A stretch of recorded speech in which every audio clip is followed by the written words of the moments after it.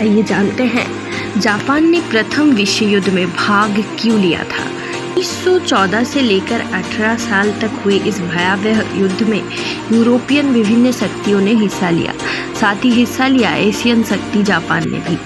Japan में 1868 के बाद जब मेजी पुनर्स्थापन हुआ, तभी से जापान में आधुनिकीकरण की शुरुआत हुई। जापान ने अपनाया यूरोपियों की साम्राज्यवादी नीति।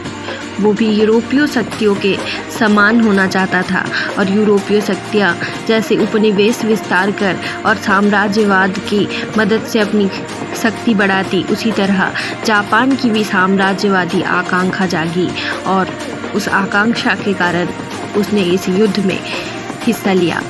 इसके अलावा 1902 में इंग जापान मैत्री चुक्ति को भी इसका कारण माना जाता है। जब जर्मनी ने ब्रिटेन के विरुद्ध युद्ध की घोषणा की, तब जापान भी इस चुक्ति के कारण इस युद्ध में कूदा। ब्रिटेन जैसे दोस्त को पाकर वो जर्मनी के विरुद्ध।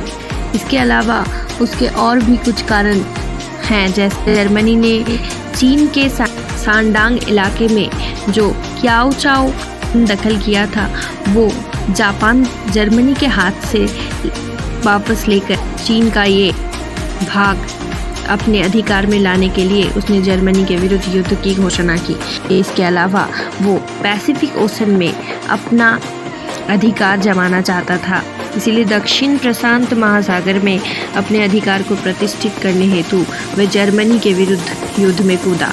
1914 के 28 अगस्त को जापान ने जर्मनी के विरुद्ध युद्ध की घोषणा की।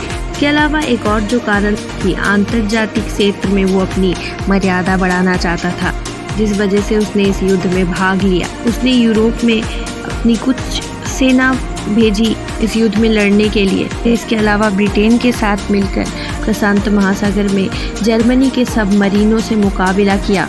इस युद्ध के बाद 1919 में जो भारसाई चुक्ति हुई, उससे जापान को चीन का क्याओचाओ प्रदेश मिला था।